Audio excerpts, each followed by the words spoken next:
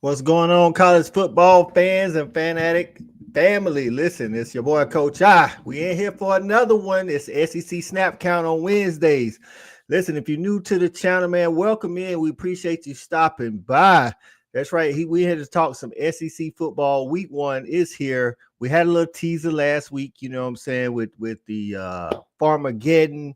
Hawaii beating Stanford, but now it's time for the big boys to put the pads on and get to knocking. That's right. So without further ado, man, we're going to go ahead and get this thing started.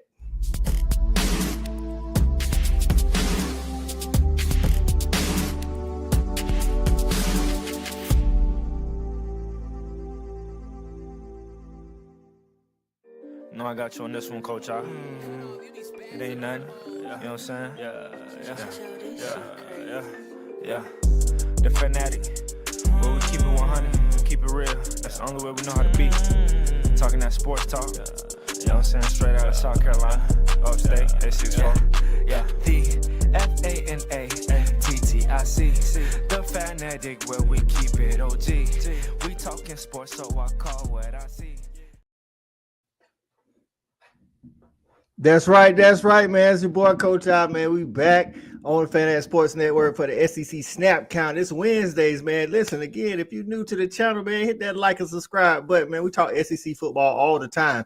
And this year in season for 2025, Fanatic is doing something we ain't never did. We're going live 4 nights in a row all year, Monday through Thursday, bringing you SEC content. Mondays and Wednesdays will be the SEC Snap Count, where we talk all things SEC football. Monday will be more of a recap of the previous weekend's games. Wednesday will be more of the preview and prediction show for the rest the next weekend. Tuesdays, that's Respect the Hedges. Y'all know what time it is, man. It's Georgia football. And then our new show we previewing starting tomorrow night. Make sure y'all tap in with us. It's the Stat Line with Jeff the Stat Guy. That's right, my co-host, the Stat Guy. We let them off the leash to talk delusional South Carolina football. Now, he probably going to keep it 100, but he will get out there if those Gamecocks start getting being undefeated or having a big win or something like that. We're going to have guests on for that show from the other teams, other South Carolina fans, former South Carolina players. It's going to be all South Carolina football on Thursdays every night, 8 p.m. Eastern, Monday through Thursday. So y'all make sure y'all tap in with us. Tonight is Wednesday, so that means it is preview and prediction time. And tonight on Wednesdays, when he's available, we got a special guest coming on that's going to be joining us. He's going to be our resident guest this season, helping us out as well. That's how I got SEC Mo from Hog Wild Podcast. Y'all know how we get down. Me and SEC Mo done did some work together. Y'all done seen him on the channel. I done been on his channel. Basketball season come around. We talk dogs and halls. That's how we get down.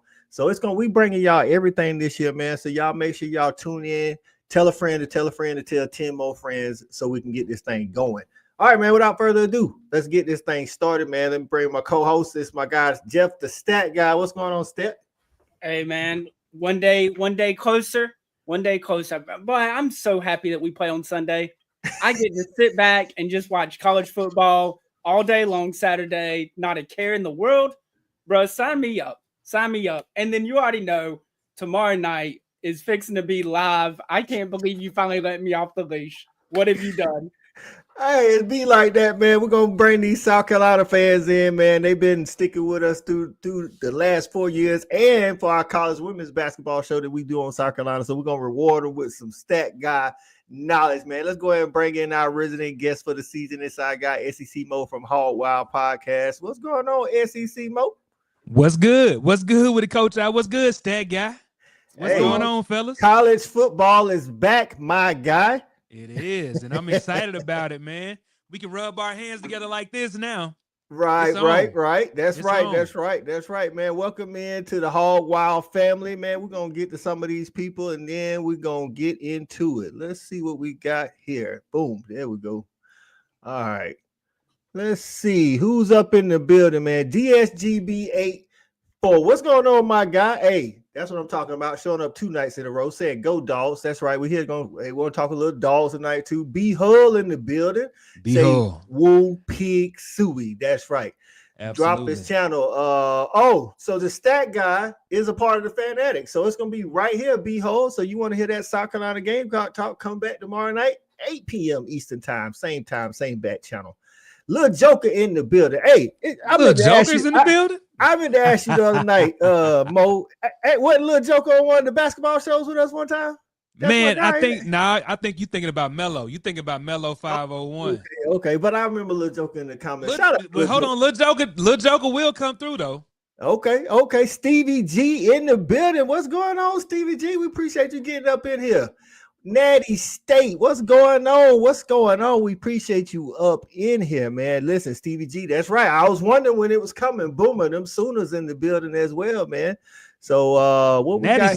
Natty State has to be an Arkansas fan, right? He got to. Hey, I don't know. Natty State, who you repping? SEC Jamie team. Chisholm is in the building. Jamie Chisholm is in the building. Appreciate you coming through. Say, hey, he's where Mo at? We right. We got him right here. They want to know where SEC Mo at. Say, let's go, Big Mo. That's What right, Mystical man. say? What Mystical used to say?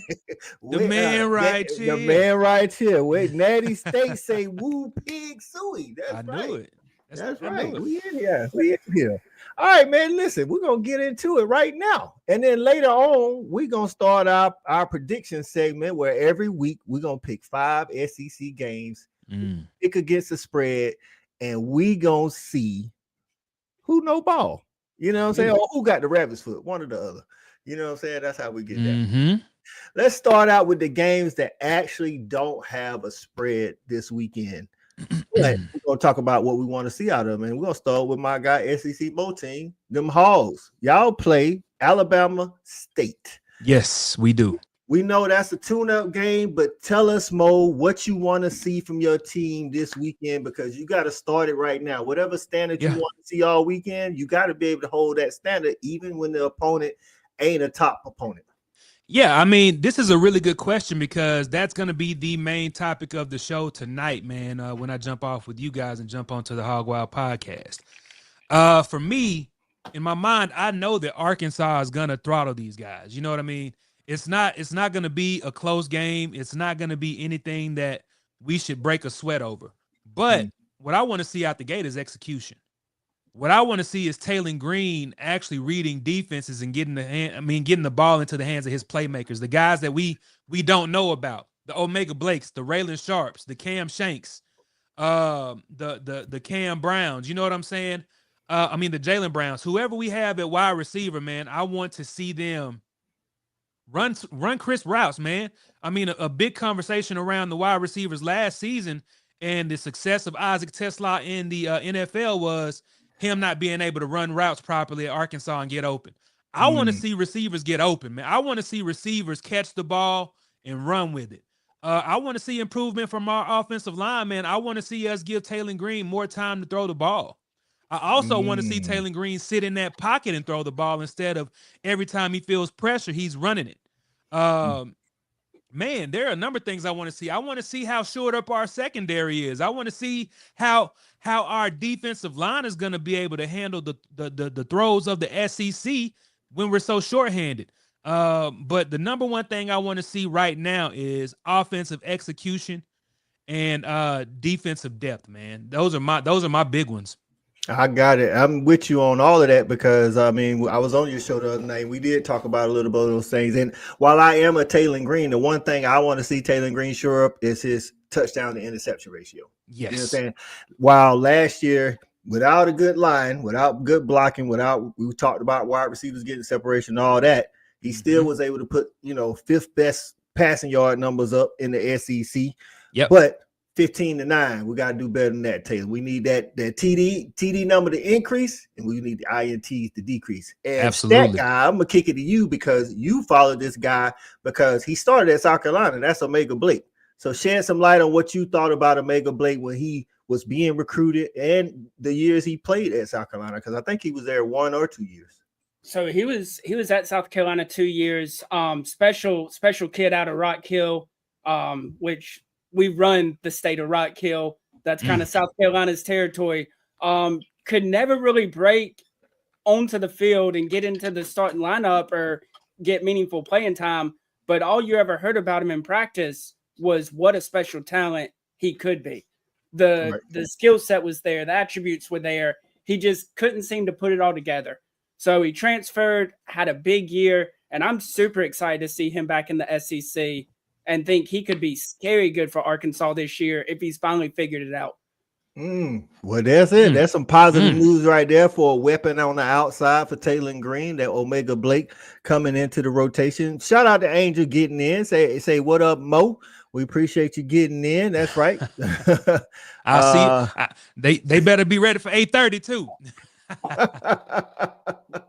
All right, so Jamie Chisholm, hey, they got it. They ready. They say Tesla was always open. Green can't read the coverage. That's Mo say he want to see that. Yep. Mo say he want to see him reading these defenses better and scanning the field, going through his progression. So, all right, Mo. So there's no line on the Alabama State at traveling to Arkansas, but what would do your heart content to see the Hogs do to these guys this weekend? I'm going to say that I think that this is a better team overall than UAPB was last season for the season opener, and we beat them 70-0. Every single time we touched the ball last season, we scored. I don't want to see that this season. I want to see them go through a little bit of adversity, man. I want to see Alabama A&M give Arkansas some new looks. I want to see Alabama A&M give Arkansas a little bit of adversity in this game, man.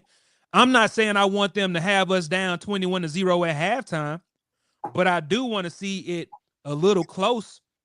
Right. You know what I mean? To see maybe how Arkansas responds. Yeah. Not just a one play, 70 yard. Yeah. Make y'all go 11 plays, 80 exactly. yards. You know exactly. Because there is no way that a quarterback should be able to run literally 50 yards down the field untouched like he did last season, man. Right. And that was fool's gold, because a lot of times Arkansas's offense would stall out, man. And I mean, to score 10 times or whatever, however many times on 10 possessions, like, that's crazy. You know what I mean? I don't want to see that this season. I want to see Arkansas go through a little bit of adversity in this first game, because it's not going to let up, man. The next week we got to go play Arkansas State in Little Rock. Then we got to play Ole Miss. So we got to get it right early, man, because Arkansas is going to be tested early, and I want to see a little bit of adversity, man, in this game against Alabama A&M. I get it. The comment definitely disagrees with us. Jamie Chisholm say if it's close, we could. B Hull say, shoot, if we need 11 play drive, I'm concerned. I feel you, dog. My guy E-Rob, all day. What's going on, E-Rob? My brother from another mother, on the Respect the Hedges, man, former dog, man. He say, what's up, fellas? Go Dogs. Appreciate you tapping in with us, E-Rob. Well, listen, man, again, this is not a big game for Arkansas as far as opponent is concerned, but again, you want to see those things that you've been working on all season come to fruition. So moving on, man, we got Central Arkansas traveling to Mizzou. I don't expect a lot there. I think it's some of the same. They want to see their team execute very well and not play with their food. Long Island University getting that money, going down to the swamp to play Florida. No line on that one as well. So I think their question is DJ Lagway healthy? I mean, regardless of the opponent, and maybe they rest him, maybe they don't, maybe they play him like it's a preseason game. First quarter, second quarter, get one or two drives and then get him out the game, because it's been conflicting reports coming out the camp in the offseason. Some say he ain't, he been throwing, but he hadn't been, actually full participant. So we don't know what's going on with DJ Lagway. So I'm pretty sure Florida handles them as well. Now let's talk about some of the games that actually have spreads, that actually are meaningful. Starting this thing off, man, it's Auburn at Baylor. Ooh. What we talking about? Auburn and Baylor. Stat guy, your thoughts on Auburn and Baylor, man? Is Hugh Freeze fighting for his life if he don't beat Baylor? I think he's fighting for his life even if he does beat Baylor. But I think you talk about gotta win week one. Yeah, I mean that seat getting a little warm. They're kind of turning it on in recruiting, but he's supposed to be a recruiter. And a couple weeks ago, they got the 70th best class. And so I think they have to get the dub week one, because it doesn't get easier from there. Mo, that's true. You agree with that sentiment? Like, he need this out the gate. He does, man. I mean, a lot of like Hugh Freeze is getting a lot of slack because all he's been doing is golfing like half the month. You know what I'm saying? Like that's been a huge conversation in Alabama. You know what I mean? And in Auburn in Auburn and in Alabama in general. I mean, how much time are you really spending with this team to get them right? Are you really focused on coaching this team, or are you looking at your exit? Are you preparing for your exit to retire from football? You know what I mean? I don't know of any coach in the nation that's been getting ready for football season and you're golfing 12, 13 days out of the month, bro. That's crazy work. You know what I'm saying? But, I mean, looking at this matchup, man, I mean, from a power ranking perspective, Auburn is ranked 30th overall and Baylor is ranked 25th overall, man. There's a slight edge between defense. I mean, Auburn is defensively ranked 23rd and Baylor is ranked 40th. But there's a huge gap in offensive spread. I mean, in offensive power rank, man. Auburn is 54th and Baylor is 18th. But their overall PFF grade, man, is exactly identical at 70.8, man. So, I mean, the spread is 2.5, 2.5, leaning toward Auburn, man. I mean, it could go either way, to be honest. Really, it can. I think it can go either way. I'm with y'all. I think Hugh Freeze needs this one. Not a great off season, you know, in the media for Hugh Freeze. Like I say, you know, the golfing thing, the recruiting ain't the greatest. Yep. But listen, I don't think it's just winning. I think it's how they win. I was on the show, you know, with some Auburn guys, and they said, "Hey, man, this Hugh Freeze is supposed to be an offensive guy. Why our offense look bad?" He's like, listen, he said, we need to see some offense or it's time for this dude to go. You know what I'm saying? Like, if you're supposed to be the recruiter, like Stat said, your recruiting class should be better. If you're supposed to be an offensive guy, we need to figure out something because Stat, didn't you tell me they doing something crazy like first down, somebody calls the play, and second down, Hugh Freeze calls it the play and something like that? Yeah, so first down, they have a play caller. Second down, Hugh Freeze. Third down, a different play caller. Hugh Freeze can obviously override them. But I'm like, your whole stick is that you're an offensive guru. Why you need two other guys calling plays? And how do you get in sync with calling a game when you're not calling every play? Like what I have in mind and the strategy I'm trying to do, now you do something weird on second down and my first down play didn't make no sense and I look dumb. Like, I'm not dumb. You dumb for not following in line with what I want to do. Facts. Listen, none of that sounds like a recipe for success, but I will give Auburn a talent advantage over Baylor just because of recruiting. Even when they're not recruiting at the level that they want to, they still are recruiting better than Baylor. So this is a huge game. It has huge implications on the CFP because I think the committee does look at these out of conference games, you know, Power 4 versus Power 4 to say, okay, well, hey, man, you know, whatever the SEC rolled out here, 5 games against other Power 4s, and they only won 2. So are they the strongest conference? Are they not? Are they strongest conference? Are they not the strongest conference? So from a conference standpoint and getting playoff spots, I think all of these games matter, especially this one. So let's say what's up to some of these people in the chat, man. Woo Pig Dizzy say SEC mode. Deezy in the building. What's good, Deezy?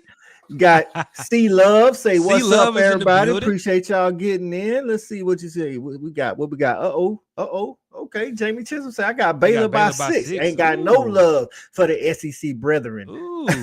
Alby's going down. It's gonna depend on how Jackson Arnold performs, man. I mean, it's all gonna be based on how Jackson Arnold handles this offense because last season Auburn didn't have a competent quarterback, bro. Like they won. I think they was terrible. They were horrible. I mean, so if Jackson Arnold can't be the savior, then Hugh Freeze is going to be fired by the end of the season. Stat don't think he's gonna make it to the end of the season. So I got 2 points.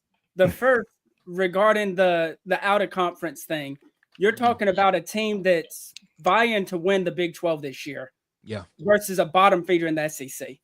I don't think unless we pull the upset, if Auburn finishes 14th, 15th, or 16th, they're going to be like, we don't. But this is the thing. To that point, you know, us in like SEC fans, we know that last year Auburn wasn't good. You know, Mississippi State, whatever. But outside of the league, and a lot of the CFP committee is outside of the league. We say we the best league, so they be like, "Oh, we beat Mississippi State," but who cares if Auburn finishes 14th? They beat SEC. They beat the SEC team. You know what I'm Facts. That's all they care about, because at the end of the day, as long as you have SEC across your jersey, you're a target. You're a target, dog. Then Rutgers, Northwestern, all them boys need to start getting on the bus. Come on down south. We got to talk to y'all in a couple years. But what's your second point? The second point. So I didn't know about the golfing thing, and the golfing thing, pushes my point that Hugh Freeze doesn't finish a year. The last time I heard about a head coach spending all offseason golfing and not recruiting, he didn't make it through the end of the year. He ended up quitting on the team, riding off into retirement, like you said, and that is the one and only Steve Spurrier. South Carolina. That is telling you. Sometimes they've been unchecked out, got their retirement check. Man, when you look at Hugh Freeze in those press conferences, bro, his face is all puffy. He got bags under his eyes, man. He looks stressed, bro. He does not look like he's enjoying that job at all, man. And when you sign up to when you sign up to coach at Auburn, bro, that comes with the territory, man. It is what it is, though. Auburn, yeah, bro. I was shocked that he left Liberty for Auburn. I thought that was dumb. I think he was always making this play to get back to the SEC, though. It just ain't what it was when he left. But the problem is, though, you go to a school that has unrealistic expectations. At least I feel like at least at a South Carolina, as long as you go 8-4, 9-3, or whatever a couple times, they love you for the rest of your life. Auburn wants a natty, but they're not that type of school. They pull one out of the air every blue moon, but it's like they think they should win it every year. Bro, there ain't many Cam Newtons. There ain't many Cam Newtons coming down the pipe, bro. Right. Natty State said he collecting the check. Anthony Thomas says Arkansas gonna score 63. I don't doubt that. Like I say, they put up 7. They put up 70 last year. Behold says Baylor wins by 15.5. Look at you, you throwing out these Vegas numbers. So you said they're gonna beat it by 2 teddies. I got you. There go Anthony Thomas said Arkansas 63, Alabama A&M 7. Okay, I got you. I think it's gonna be closer than that. Angel say Dan Mullen be looking for an SEC job after this season. I think they all be trying to get back to the SEC, but I'm gonna tell you this, Angel. He better straighten up and fly right, struggling out there with all that talent. And I know people say, well, it's UNLV. I know they'll say it's just UNLV, but if you go look at his transfers, all of those dudes came from Power 4 guys and Power 4 teams. And I want to say he had about 15 to 20 of them. You know what I'm saying? That was going to be my point, Coach.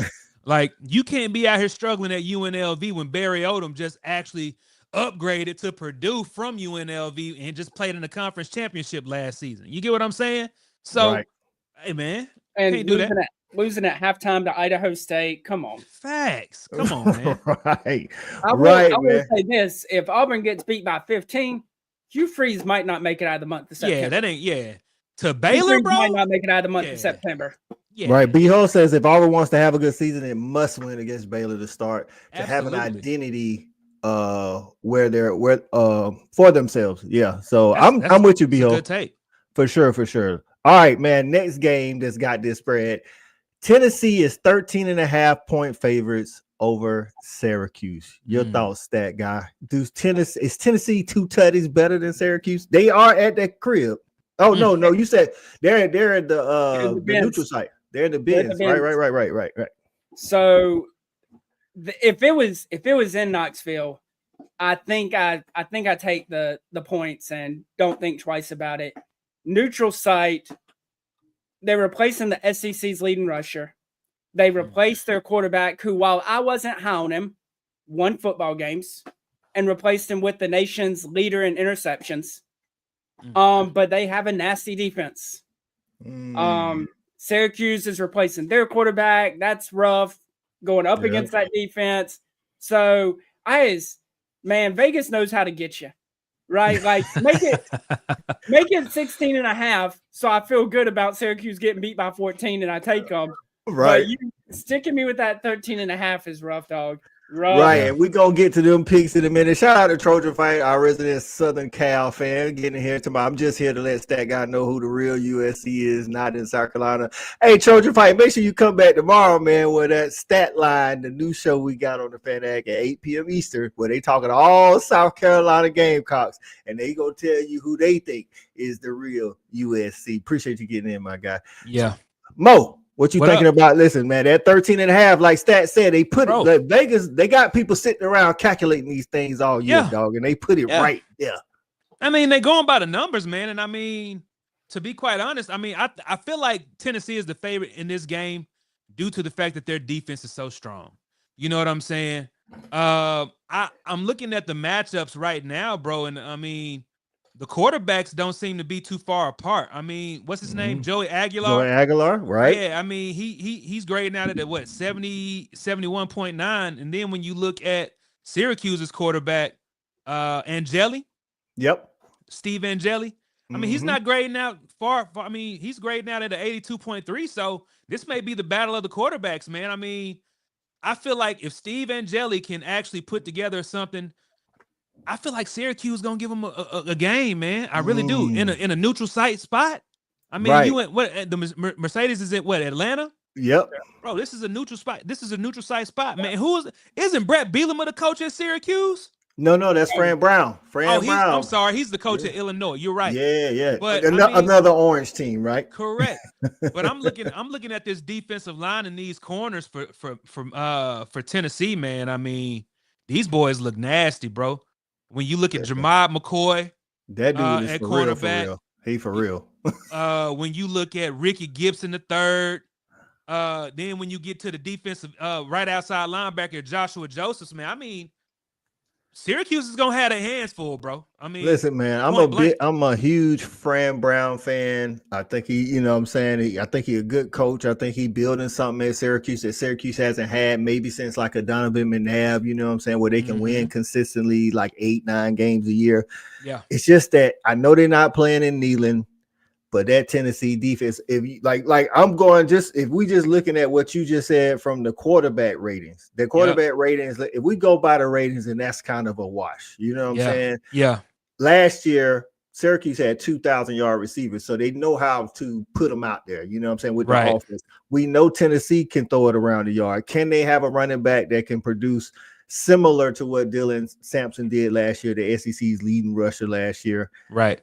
In this game, if the offenses are a wash, which we don't know yet, but you got to go defense, right? Yeah, got to go defense. Got to. You know what I'm saying? Because we don't. Last year, Syracuse defense. Now, Fran Brown's a defensive guy. It was his first year, but that defense was porous to put it nice. So they offense had to put up a lot of points. So I would love to see Syracuse go in here and beat them, but I don't know if they got it. But we'll get to the actual picks at the end of the day. But we'll see. Mr. Bloodline getting in. We appreciate you, man. He said, What's "I got going on, Baylor Mr. Bloodline versus Auburn." Listen, man, no love, yeah, God, man. Everybody, no love for the. You might be sleeping on Auburn, man. They might come out here and hammer the Big 12 favorite. We don't even know. Jackson Arnold might come out there and go crazy on them, man. Hey, Future say they better not. Don't play Jackson Arnold. Period. Appreciate you getting there. Future is our resident Texas fan, man. That's he said don't play on Jackson Arnold, please. Hey, boy. This is what I'm thinking. How bad is it? Like, also, what's his name? Daniels from Stanford actually threw the ball pretty well last year.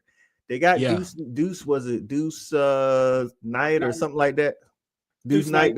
Yeah, the 5-star freshman, again, somebody that hasn't taken snaps in college but has a lot of upside potential, was a 5-star. But Jackson Arnold, at this point that we know, has beaten both of those guys out in camp. So I think Jackson Arnold has the physical tools to do anything any quarterback can do. Now, what he be processing in his mind during the game, I don't know. Hugh Freeze is supposed to be an offensive guy, so he should be able to slow that down for the guy and make the picture a little bit clearer. So I don't know. Angel says power rankings for week 1. Baylor ranked 20th. I don't see the Albies on the top 25. No, that goes to what Stat Guy was talking about. Baylor is one of the favorites to challenge or win the Big Ten. So Anthony Thomas says 21-17 Tennessee I wouldn't be mad at That's that. not. Yeah, that's actually a good game, man. That's a really good game. So Anthony, let me ask you this: how confident are you in it? You may or may not be a betting man, but would you take Syracuse in that 13.5? Because that score say you would. I don't know. That's tough out there. B Hull says Syracuse wins by 3. Ooh. I see Syracuse is underrated. I think so too, bro. Because I'm looking at this, bro. They both average around 80 snaps a game, man. But I'm gonna tell you what, Syracuse is way more balanced. Like Syracuse is literally 50% run plays, 49.8% pass plays. And on the opposite side, Tennessee is only running the ball 34% of the time and throwing it 65% of the time. So I'm gonna tell you this is a note for anybody outside the SEC that's watching this show, catching it on replay in the replay game. Listen, y'all think here in the SEC we root for everybody? Check the comments, man. Ain't nobody. we 2 games in and ain't nobody picked the SEC. Facts. Only 1 or 2 people picked the SEC. You ain't lying. Dog. What is going on? It's ugly out here. It's ugly out here for the SEC. Our features say Jackson Arnold just don't have it, man. You typically see signs early in the quarterback's career. I knew he was going to be ass when they played Arizona 3 years ago. He had 4 turnovers. He did throw for like 300 plus yards. Like I said, I think physically he has the talent to do. That's right. Andrew said no love. I like it. Stat, what you was about to say? I was going to ask, do y'all think that this is actually a neutral? I mean, it's considered a neutral site. But I don't think so. Yeah, it's gonna lean toward Tennessee. Yeah. But it's still not Neyland. It still ain't Neyland, dog. Like that's different. You know what I'm saying? So Natty State said if they wear orange, I ain't rooting for. I don't care what conference they play in. I like that. I like that, Natty State. Hey, I'm a Georgia dog, so you know I don't like nobody with no orange on. So I'm with you. I would be mad if Auburn lost and Tennessee lost, to be honest with you. I agree. Give me a little bit more fire on the socials. You know what I'm saying? So it's gonna put more pressure on teams like Arkansas to beat them. Ooh. Talk about it now, Mo. Listen, while we out here saying these teams ain't going, if they lose to a Syracuse, that's Tennessee, and they lose to a Baylor, that's Auburn. Y'all. Listen, that's gonna put pressure on y'all to see what y'all gonna do. You know what I'm saying? But on the other hand, if they handle them boys and we beat them, then it looks better for y'all. So it's almost like a win-win. You know what I'm saying? It is. So next game up, man. Alabama is 13.5-point favorites going to Tallahassee. It's gonna be a good one. Now the Tallahassee quarterback Castellano, he been out here talking. He been standing on 10, Mo. Yeah. You think they got something for Bama? Oh, I don't know, man. I don't know if they have enough, bro. They're grading out of the 61.7. Alabama is grading out of the 78.4. But Alabama's overall power ranking is 7th, bro, and Florida State's is 77th, dog. Like, come on, man. I mean, did you see them release the like it was like a overall 4-year span of talent? And they talked about the blue chip, like who had the most, like the blue chip talent, and Alabama was number 1 on the list, dog. Absolutely. Just because Nick Saban left doesn't mean that they're gonna stop getting talent in Alabama, bro. They may not be as well coached, they may not be as disciplined, but man, you still got 4 and 5 stars. They eat 4 and 5 stars for breakfast, bro. Give me a bagel and a 5-star every day. And, yes, bro. Come on, man. Hey, Norvell been struggling. Big facts. Fishman getting in. We appreciate you getting in, Fishman. He say this ain't Saban's team no more. I'm just saying. He just saying. He ain't making no prediction. He's just saying this ain't that same. And I think that's what Castellano was trying to refer to. He did say they ain't got Nick Saban no more. And stats say he ain't really have a problem with standing 10 toes down, but he took it a little overboard though. He kept going with it though. Well, he gonna have to back all that up, bro. Because I'm looking at Alabama's defense, bro, and they solid across the board. Left end, Keenan III. Then you got left outside linebacker Overton. Shoot, free safety Hubbard, bro. Alabama has some studs, dog. Bray Hubbard. They got some. They got some studs, man. And I just don't see anything on Florida State's offense that's gonna counteract that, bro. That talent gap. Unless you can just scheme them, like scheme the entire game. Like, I don't see it, bro. I really don't. Mike Norvell might be on his way out too. Stat. So to quote LT Overton, we'll see if he feels the same way when he's laying on his back Saturday afternoon. Where's my air horn? I can't even play it right now. Boy, I'm just saying my whole thing with I'm a cocky person. I like people that are arrogant, but he came out and said he's been running the ACC for years. It's just a new home. Wow. He didn't even finish the starter at Boston College last year. Like, come on, like you can't say some stuff and you haven't even been able to back it up yourself. I think he wrote a check that unfortunately is going to come due Saturday. Yeah, and he ain't gonna be able to cash that. Florida State and the rest of the team going to have to pay the overdue balance. But if you're a teammate, don't you like that confidence in your leader, though? But so here's the thing. Yes, until Alabama runs it up on you to prove a point. Facts. Like if say the game could have ended like 35-10 or something like that, and then instead of just running the ball in the fourth quarter, Alabama out there letting Ty Simpson sling it all over them and add 2 more tutties, and now you get beat 49-10, all because your quarterback wanted to run his mouth.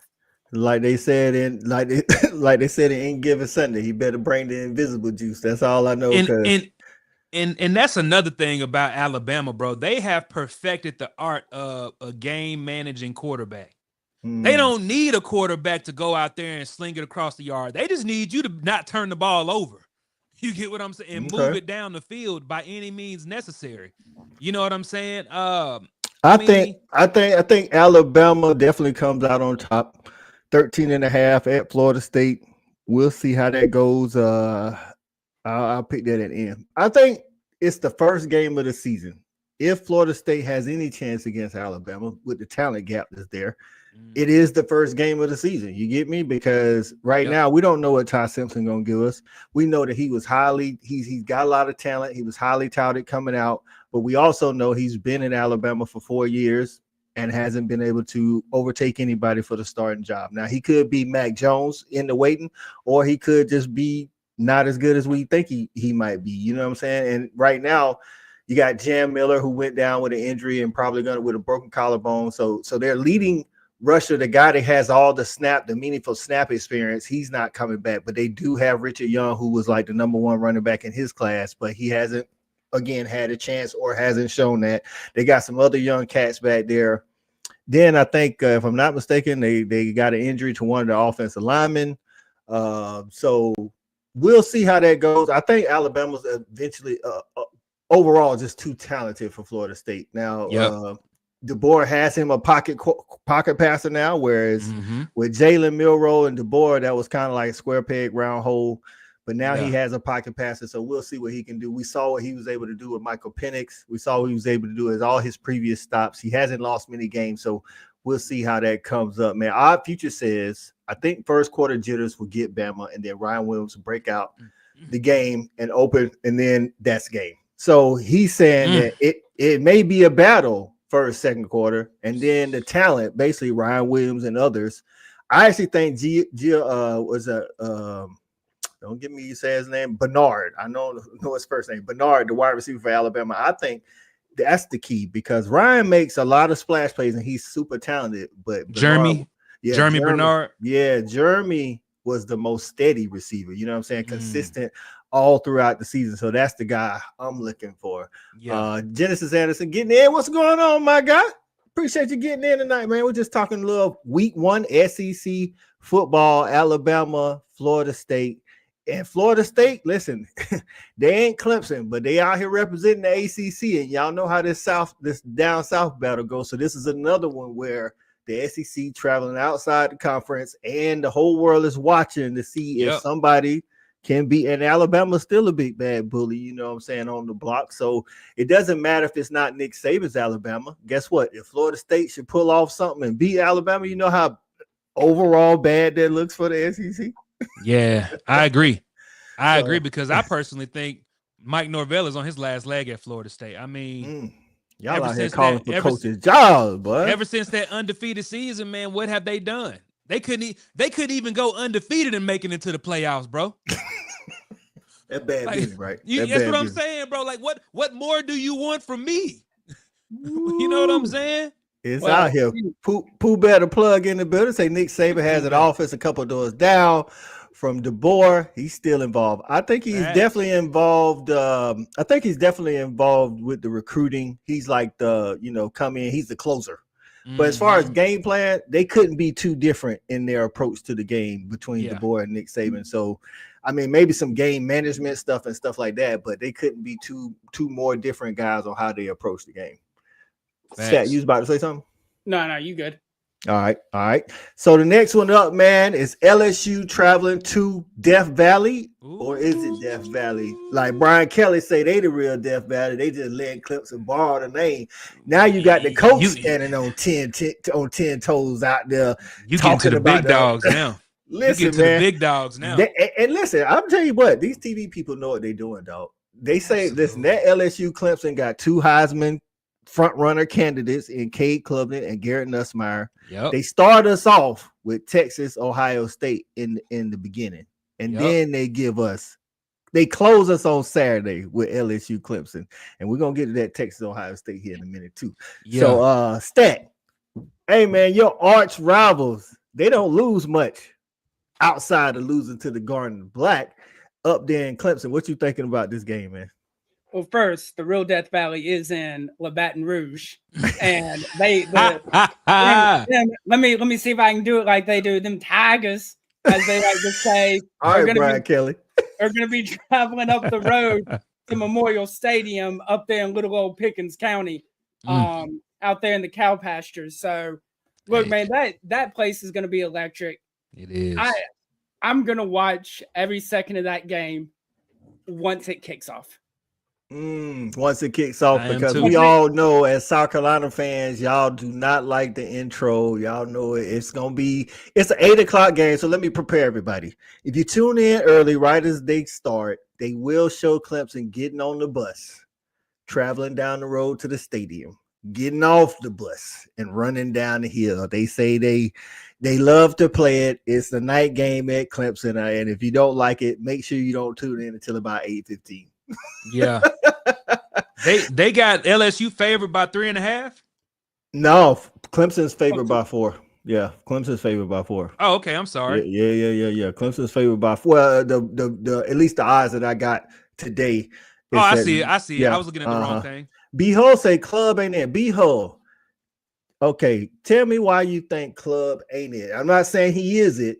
I'm saying I want to know why you think he isn't it, because he did throw for a lot of yards last year.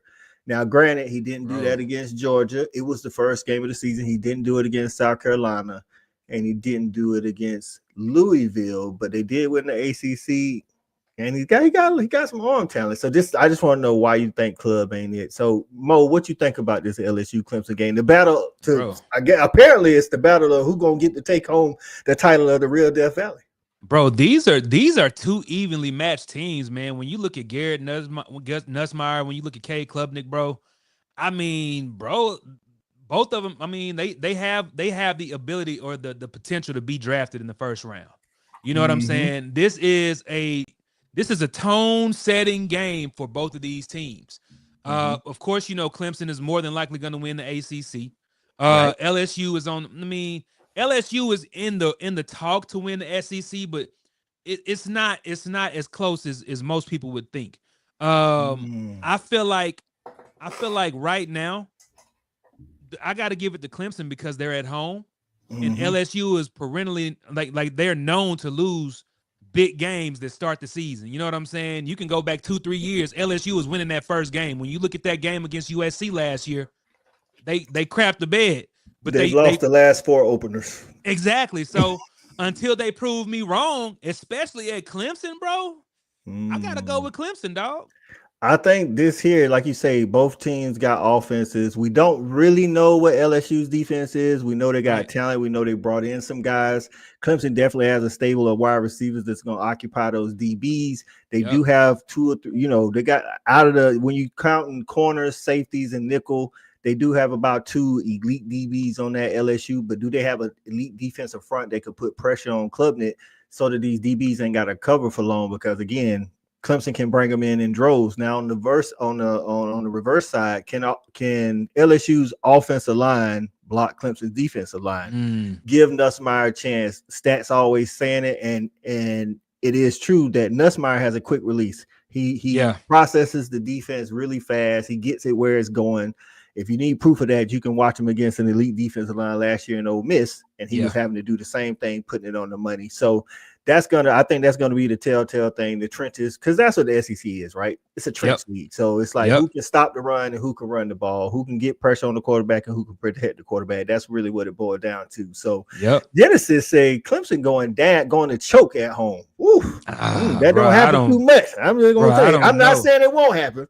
I'm just saying it don't happen too much. Angel say close game, and yes, it is a night game. Angel, Anthony Thomas says Clemson 24, LSU 21. See, I can see that. Win or lose for LSU, again, another SEC team taking a big game against another Power Four conference opponent. I think I can see the game being within a one-score game. Jacob Chambers getting in here. Appreciate you getting in. What's up, Jacob Chambers? Say woo pig suey. I got you. Pooh better plug. Say he compared Taylor Green to Ryan Mallett. Don't mind. Who said that? Who did that?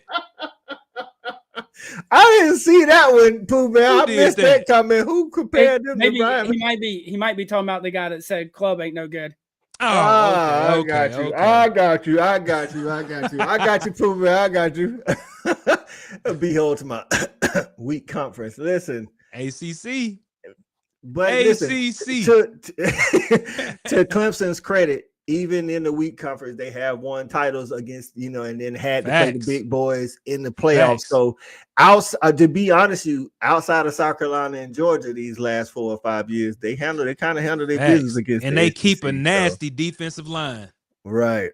Genesis says, okay, yeah. Oh, Angel says I'm taking Clemson. Johnny Jones in the building. Appreciate you getting in here, Johnny Jones. He said, hey, bro, OD going to cost T-Will his job. Oh, talking about Arkansas. Said OD going to cost T-Will his job if he keeps telling stuff that was meant for private when they talk. Woo, that sounds like something that's going to be on the Hall Wild show tonight. Who? Johnny Jones, I'm gonna have to holler at you. What is put that in the parking lot, Johnny Jones. Because right after the SEC snap count is over, we definitely got to tune over to the Hall Wild podcast to talk all things Arkansas, and definitely save this juicy nugget for that, because who out here giving away trade secrets? That's what I'm saying, bro. I'm trying to figure that out. I need Johnny Jones to holler at me, DM me.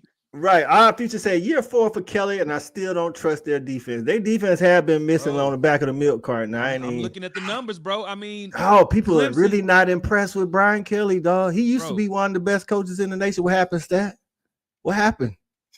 At Notre Dame, he was legit considered top 5 coach in the nation. He was. Because Notre Dame don't ever play nobody. Ooh, don't start nothing now. You get it started. Who they? That's facts, though. They play them California schools. They can curate their own schedule. California schools. They beat my dogs in the playoffs last year. Not with Brian Kelly coaching. Ooh, that's a good point. You're right. When they traveled to Athens, we did give it to them. You're right about that. Now, I will say this about this game, something to keep in mind for everybody watching it. Clemson at running back has Adam Randall, wide receiver, moved to running back, or a true freshman who, while is very highly touted, is a true freshman running back. So that running game to protect the passing game could be an issue, or it could be them relying on Cade and his legs to beat the running game. And I don't know if they want their all-world quarterback taking SEC hits to start the season. Yeah. I mean, from what I see, I can agree with that, but LSU's defense looks strong on paper. To Pooh Bear's point. Right. He said LSU the real deal. They leveled up on defense. It's another level. Nuss threw for 4,000. I'm high on Nuss. I think Nuss should be the front runner. He should have been first team preseason All-American. They gave that to Cade. He was second team preseason. Maybe he got a little something on his shoulder. I think he's definitely the best pure passer in the nation. I don't think that's arguable. If his O-line can block for him, then he gonna carve up any defense that they play. The problem is we haven't seen that defense stop anybody under Brian Kelly. That's really what it's been. So right. To Pooh Bear's point, maybe they did level up, and we'll get to see that because Clemson gonna We'll throw a see. good offense out there now. So We'll This will see. be a battle of the second and third quarterbacks taken in the 26 NFL draft, by the way. you said second and third. I'm gonna tell you like this: that as good as your guy is, Nuss is going first unless he gets hurt. And I'll stand behind the fact that Caden Durham is an overall better running back. Oh, okay. There we go. There we go. What we got here? Let's see what we got. Barry Harbison in the building. What says evening in peace? Appreciate you getting in. Man, a lot of hogs in here. It's dogs and hogs, ain't it? Right, dogs and hogs. In the cocks, gamecocks. Right.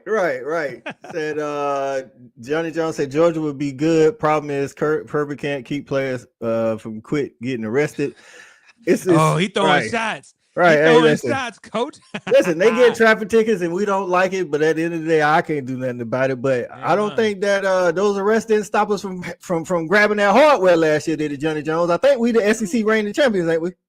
SEC, hey, since we out here throwing shots, we got them back to back, did we?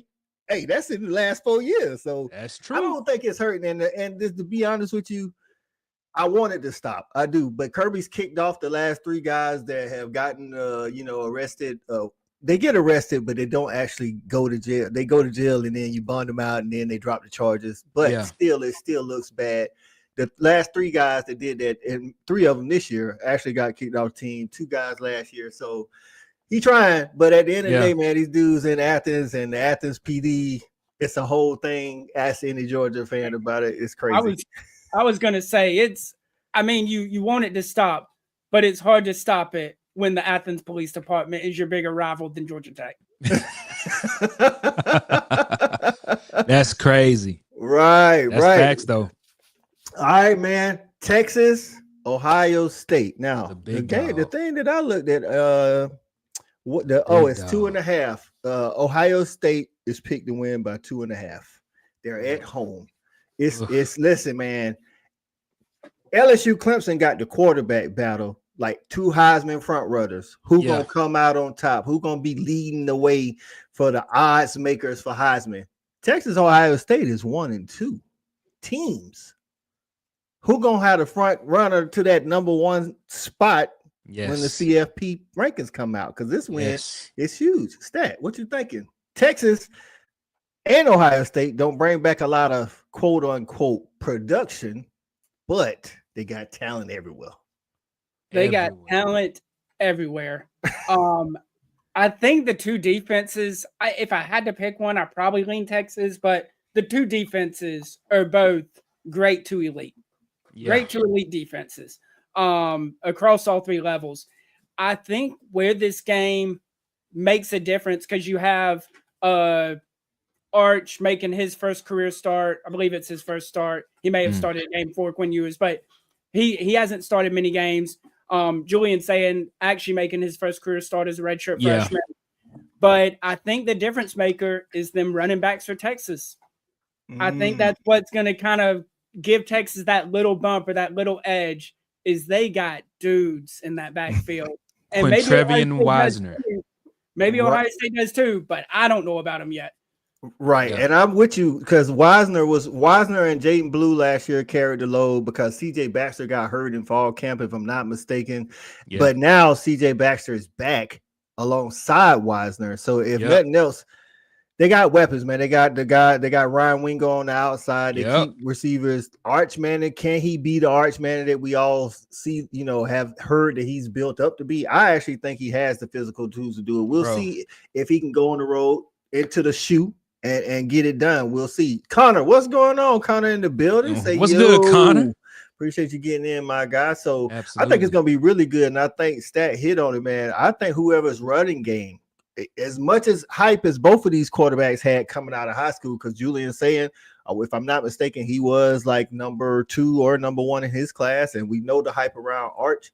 I think whichever team can run the ball best in this game, that's who's gonna win this game, Mo. What you think? I agree with that, man. I feel like saying is gonna come out. He's gonna have a few jitters his first couple drives, you know what I'm saying? But he's gonna shake those off because he has so much talent around him. And I also think that his offensive line is gonna be able to protect him pretty well. But when you look at this defensive line for Texas, man, these boys are just nasty, man. I mean, when you look at Colin Simmons, bro, Colin Simmons is a monster. Then you look at the linebackers, Anthony Hill Jr. Then you look at the other one, Trey Moore. I mean, I feel like that front seven for Texas is gonna give Sands some problems. But when you also look at the pass protection for Arch Manning, I feel like that's going to be the difference. Not only that, combined with that running back duo that Texas has, I feel like that's going to give Texas the edge in this game, man. I think so too. I do think I think Texas wins this game, man. I know it hasn't been a whole bunch of like Arch did get 2 starts. You know what I'm saying? So I'm not saying it was against great competition. He didn't look great against Georgia. Texas has a Georgia problem, so that's a little different.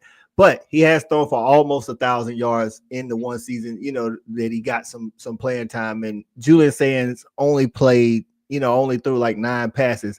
And I know people out there be like, well, they got Jeremiah Smith. True. Best wide receiver in college football. But go back and watch the playoff game. Texas sold out to stop Jeremiah Smith. So somebody else gonna have to step up because I think they're gonna do the same thing. I think he had like 1 catch against Texas in the playoffs. Now Carnell Tate and Brandon Ennis, they got them. I mean, I think both of those guys either was number 1 or number 2 or 3 in their class at wide receiver. But Ohio State still has to block, and they got talent everywhere. The blue chip ratio, I think they were number 2 or number 3. It was Alabama, Georgia, and Ohio State. So they're not void, and Texas was number 4. So neither one of these teams are void of talent. Texas, to me, has the advantage on defense because, again, this could all change during the game. Ohio State has Caleb Downs, best safety in college football. But Texas has Colin Simmons on the D line. That's the first level. They got Anthony Hill Jr. on the second level, and they got Michael Taft, if I hope I said that name right, at safety. So they got all Americans at all 3 levels. So I'm gonna give the edge to Texas in that one. And also that cornerback Malik Muhammad, he's a baller too, bro. There we go. So listen, again, we said it. Talent everywhere, dog. Talent everywhere. I want to go back to this one comment. Anthony Thomas said, "What happened to Brian Kelly? The SEC. That's what happened to Brian Kelly." That's facts. Right. That's right, man. So Fishman says Ohio State should win. That's what I'm talking about, Mr. Bloodline. He said, man, who cares? You win the SEC, you can do donuts and spin it all.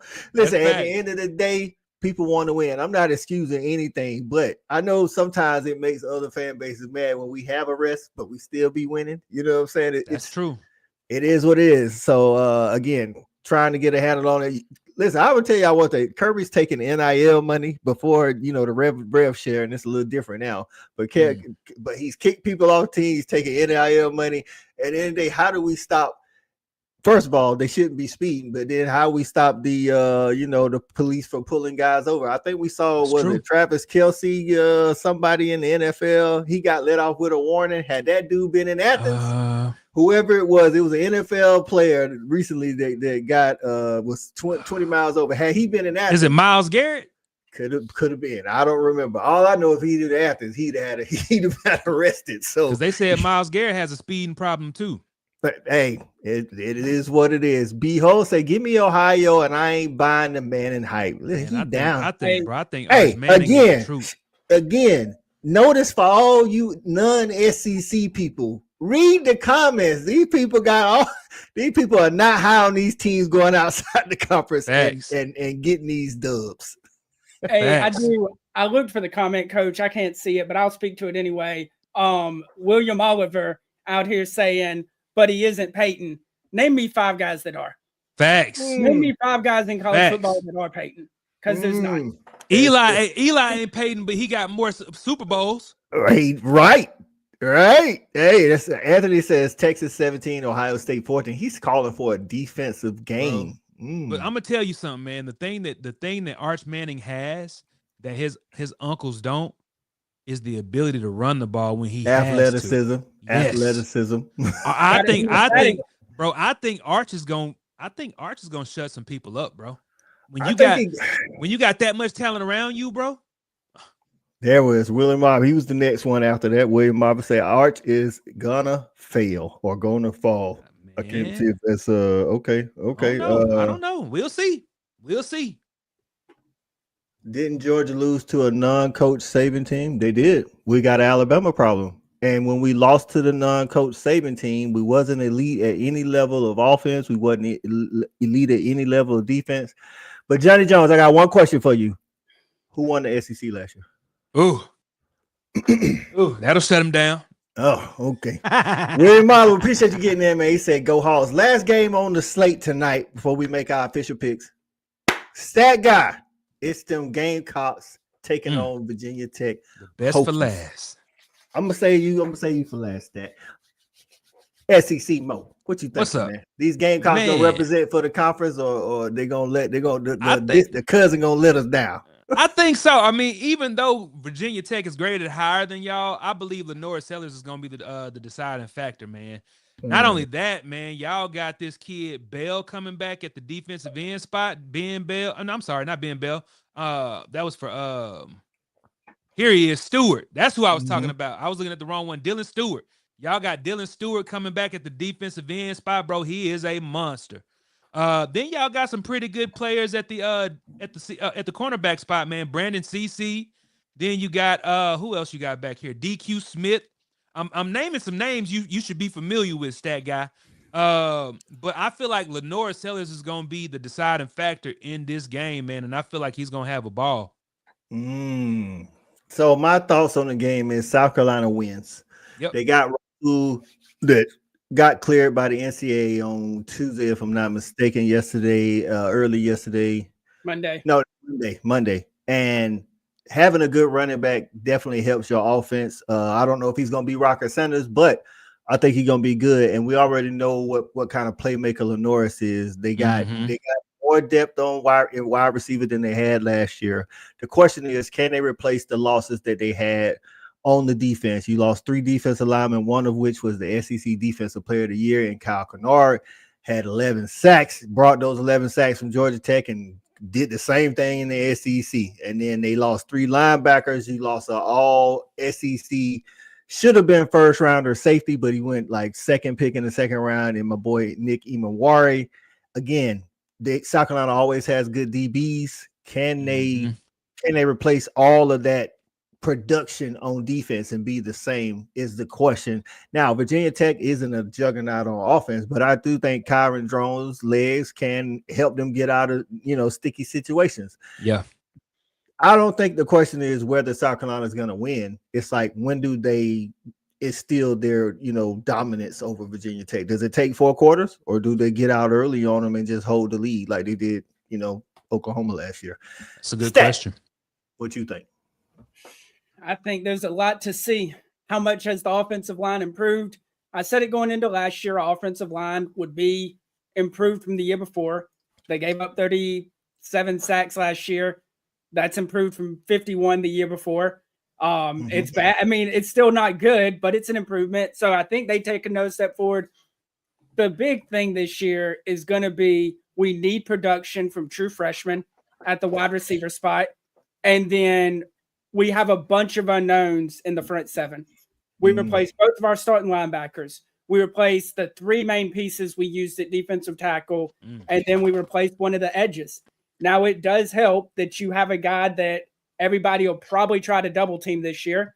So that should free up that other edge to make his life a little easier. But last year, we, for the first time in 4 years, were able to stand strong against the run. And it allowed our secondary to be the ball hawks they want to be and just be playmakers. The beefy guys in the middle this year, apparently they say they're stronger. They definitely weigh more. So they're big bodies. You would think that bodes well for stopping the run, but it's a wait and see thing. If we can stop the run and make Vitek throw the ball, this thing could get ugly. I definitely agree with that. If Vitek can't put together sustained drives to help their defense stay off the field, because they're going to have to chase Lenoris all night long. They got to have to tackle Rasul. They got to deal with Nick Harper, who took the year. He's not running track anymore, so he's had a full off season at playing wide receiver. Mazio will be the junior. You got Jared Brown. You got the freshman that they brought in that's highly touted. It's going to be a lot, and their defense is going to need that rest. I just don't see a way. I don't see an out for Virginia Tech to actually beat South Carolina. So in that Texas-Ohio State game, our future gets in and says, and no one really talks about the special team. That's the biggest on both teams. That is true. That is true. It's that time, man. We're about to get up out of here, but before we do, it's pick time. That's right. We got it right here. We're going to keep it. We're going to keep a record of it. You know what I'm saying? We're going to pick 5 games each week at the end of the show in the SEC. We're going to pick against the spread. We're not picking necessarily the winner. We're picking against the spread for those. Most of y'all know, but for those that don't, the negative points beside the team name means they're the favorite by that many points. So let's start here. I'm going Baylor. Listen, I don't care nothing about that 2.5. I'm going Baylor with the outright ring right here. Stat, what you got? Man, they can keep the 2.5. Baylor's beating them. Mo, what you got? Oh, you want to show the SEC some love, don't you? I do, because I care about what happens with Arkansas, man. I'm gonna take that 2.5, man. Woo, okay. Mo say he gonna take that 2, and they're gonna go on the road and show the Big 12 what's up. All right, man. Start off with this Tennessee. You put Arkansas, not Auburn. Oh, my bad. Ha. Hey, he said Arkansas on their mind. Right. Listen, this is a tough one for me because I do like Fran Brown. I'm trying to pick my head, but not my heart. Oh, it's tough. Tennessee got a good defense, though. Yeah. But Fran Brown might be ready. 13.5. That's a lot. Give me Syracuse and the points, baby. Ooh. Stat, what you got? Man, if you don't get out my daggum head, you know I'm taking the orange. What? Mo, what you got? Listen, hey, Tennessee may win the game, but 13.5. I think I'm taking them, dog. Yeah, I can't give them 13.5, man. So you rolling with Cuse in the points? Yeah. All right, it's a clean sweep. Yeah. Alabama traveling to Tallahassee. I think Alabama covers this 14, and Easy. I think they do it in the first half, to be honest with you. Easy. Stat. You can go ahead and bump that 13.5 up to 24.5, and I'm still taking Bama. Facts. And Mo, I'm pretty sure you're the Facts. same way. Same. Dog. Yep. LSU Clemson. I'm gonna be honest with you. I would love for LSU to win this game, but listen, again, outside of South Carolina doing it the last couple of times they've gone up there, and I know Louisville went in there, who get to see them every year. Brian Kelly and them they haven't shown us they can win these big games. I know they put emphasis on it, but give me Clemson in that folder. Yeah, it's at night at Clemson. I haven't witnessed a lot of losses for Clemson at night at Clemson. Stat guy. Yeah, you already know. Look, I give me LSU and them points. They might get beat, but they only getting beat by 3. And then that way, hopefully, because I'm gonna be rooting for LSU like crazy anyway. So that way, if they win, even better. But Mo, I'm taking Clemson. I'm taking Clemson, and I'm taking that 4. I like that. All right, last game. I'm taking South Carolina to cover this again. Yep. If the running back hadn't got cleared, maybe they only win by 7. But I'm taking South Carolina here. Yep. Stat, I know you taking South Carolina, and then Mo, you taking South Carolina. Yep. There it is. Let's go here. Copy, paste, special formatting. There we go. All right, so we got it on wax, man, and we'll review these next Wednesday on the SEC Snap Count. Before we get out of here, Mo, tell the people where they can find you because you about to go there right now. Yeah. Y'all can find your boy at the Hog Wild Podcast, man, on Twitter, on X. You can find my other page, the Real SEC Mo. But come on over to the Hog Wild Podcast, man. I'm jumping on in about 20 minutes, man. So y'all come get everything, all things Arkansas. You will get it, bro. I might not have the most popular opinion, but I'm gonna stand on it. You get what I'm saying? I mean, hey, it is what it is, man. If you want to come get some raw and uncut Arkansas unfiltered greatness, come get it at the Hog Wild Podcast, man. There it is. Fanatic fans, make sure y'all go over to Hog Wild Podcast. Check out SEC Mo and join the Hog Wild fans, man. They've been in here showing us love, man. Shout out to everybody that got in here today to show us some love, man.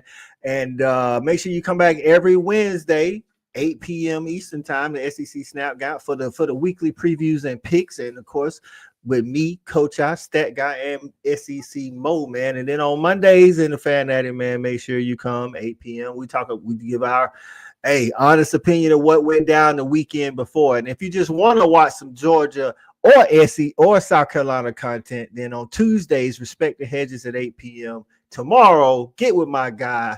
And before we get out of here, I'm actually going to show a little preview of the intro for my guy, the Stat Line, talking all things South Carolina.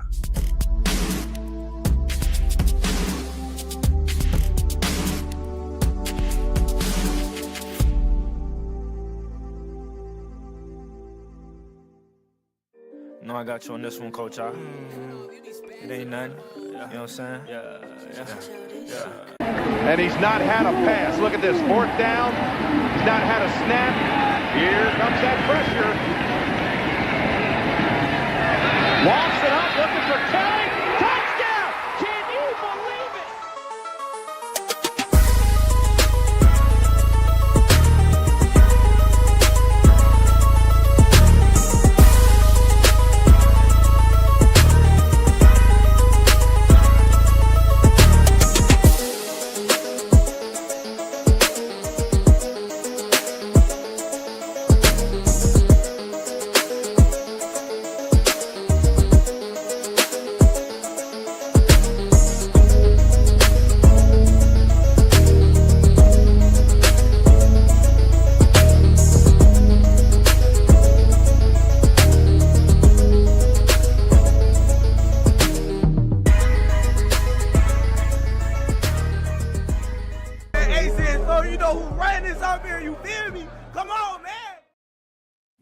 That's right, man. That's a tough right. Intro. I like that. Man, we're getting this thing started tomorrow, man. Shout out to I ain't gonna kill y'all with this all season, but shout out to my nephew for the outro there.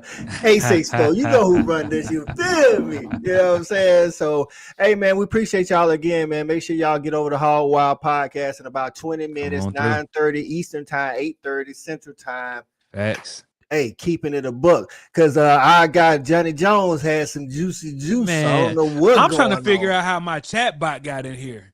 That's what I'm trying to figure out. I don't know. But hey, we appreciate y'all again. We'll see y'all next week. We out of here. Peace.